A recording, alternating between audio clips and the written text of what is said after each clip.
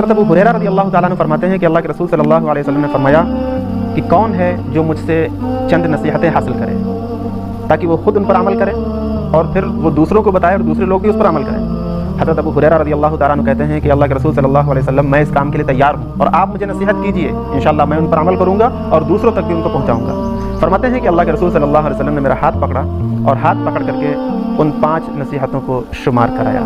सबसे पहली नसीहत, शरीयत की हराम करदा चीज़ों से ख़ुद को बचाओ, तुम सबसे बड़े इबादत गुजार बन जाओगे। नंबर 2, अल्लाह ताला की तक़सीम पर दिलो जान से राज़ी हो जाओ, अल्लाह ताला तुम्हें बेनियाजी की दौलत से मालामाल कर देगा। नंबर 3, अपने हमसायों अपने पड़ोसियों के साथ अच्छा मामला करो, अच्छा बर्ताव करो, तुम एक कामिल पक्के सच्चे मोमिन बन जाओ। नंबर 4, सही मानों में मुसलमान तभी कहलाओगे जब तुम अपने भाइयों के लिए वही चीज़ पसंद करो जो तुम अपने लिए पसंद करते हो। नंबर 5, ज़्यादा फजूल बातों पर खिलखिलाकर हंसने से बचो, क्योंकि इससे इंसान का दिल मुर्दा हो जाता है।